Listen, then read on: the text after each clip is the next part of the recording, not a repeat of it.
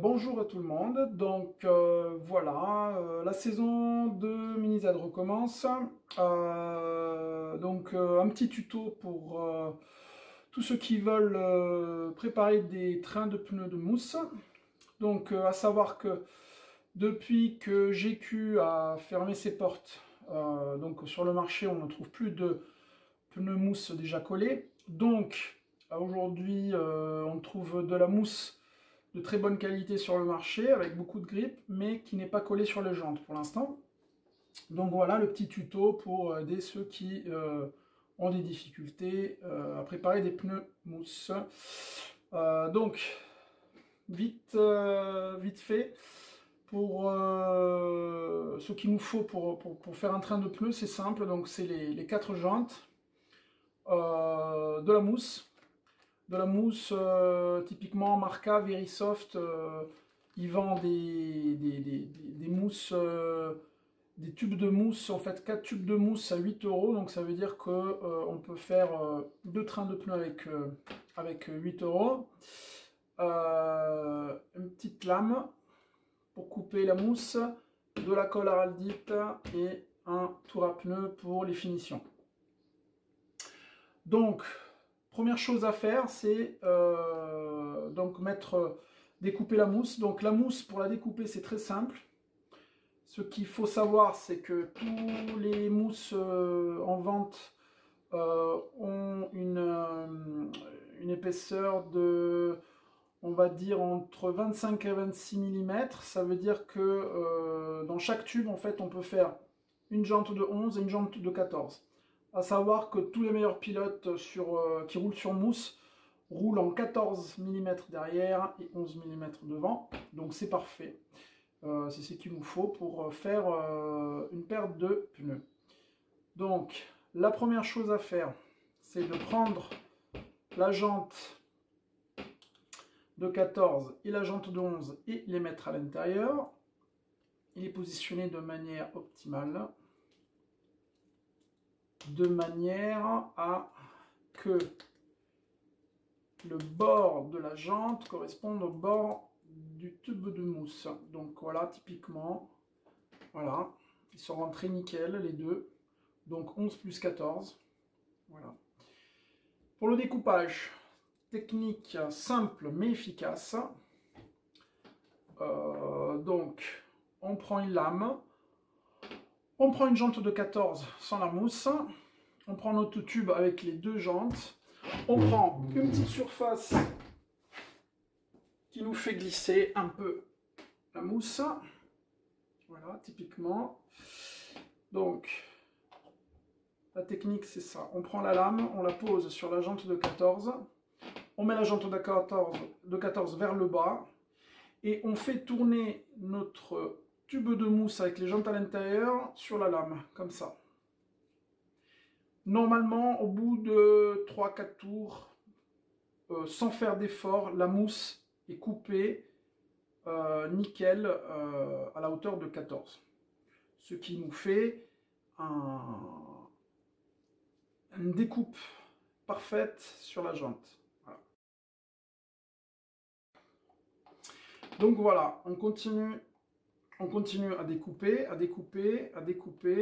comme ça. Et à un moment donné, si on veut accélérer, on peut faire même un peu comme ça, hein, un peu comme si on découpait du saucisson.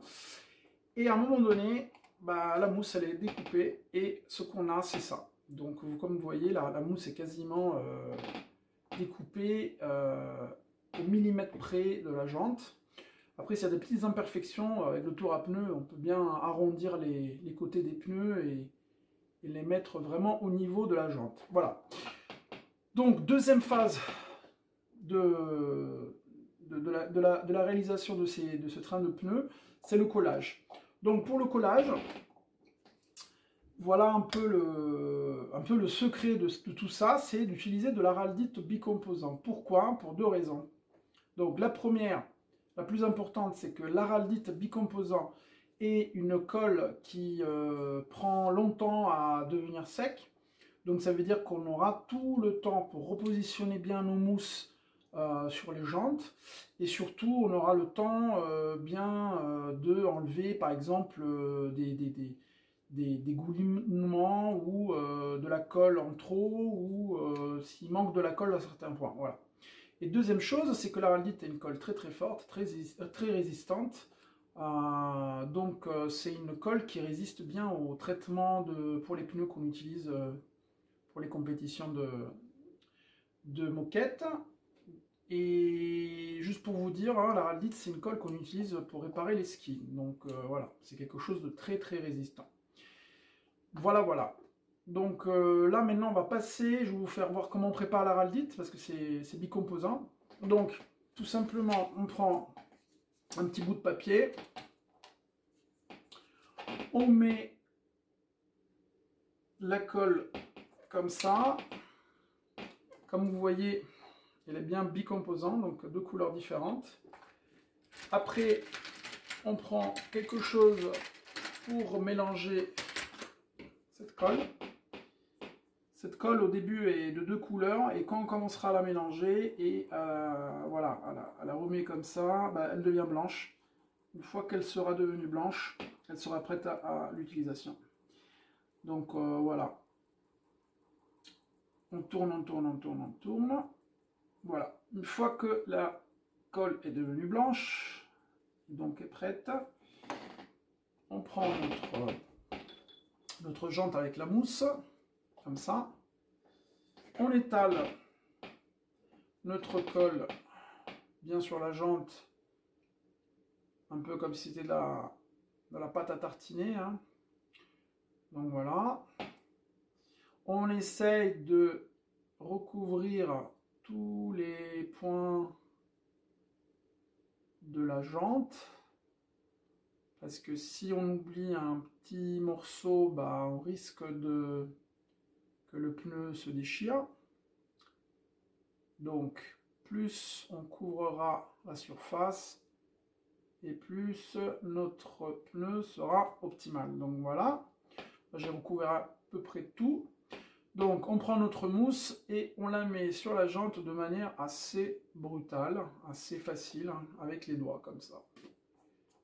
Alors vous allez un peu halluciner parce que ceux qui ont l'habitude d'utiliser le cyano, bah, ça ne marche pas. Mais avec l'araldite, ça marche bien. Pourquoi? Parce que déjà, comme vous voyez, par exemple, là, il y a de la colle en plus, bah, on peut l'enlever, comme ça, pour la réutiliser. Hein. Et puis, ce qu'on peut faire aussi, c'est, par exemple, de l'autre côté, si on trouve que il n'y a pas assez de colle, ben, on peut en remettre, comme ça. Hop là. Voilà. Sur le bord. Comme ça, on est à peu près sûr que le pneu ne va pas se décoller. Comme ça, voilà. Voilà. On fait bien le tour de la jante. Et quand on aura à peu près fait le tour, on peut repositionner notre mousse. Et on pourra même la faire tourner comme ça, de cette manière-là, à faire bien étaler la colle qui est entre la mousse et la jante un peu partout. Voilà. Donc comme vous voyez, la jante là, voilà. On peut toujours enlever la colle qui déborde. Hop là. On a vraiment tout le temps pour le nettoyer, le pneu, pour le regarder, pour le mettre vraiment à niveau, pour regarder qu'on ne dépasse pas, voilà. Donc c'est vraiment une colle qui est vraiment très très pratique pour faire ce genre de pneu. Voilà. Donc moi ce que je fais, c'est que je mets vraiment le pneu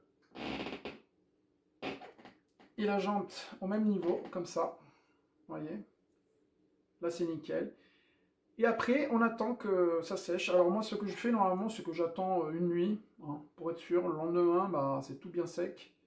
Donc voilà, le pneu, là, il est prêt à attendre que ça sèche. Une fois que ça sèche, que ça a bien séché, on pourra passer à la troisième phase, soit celle de le passer autour, donc faire bien les côtés, les arrondir, et faire le pneu un peu comme on le souhaite. Voilà, voilà. Merci à vous et à bientôt sur les pistes.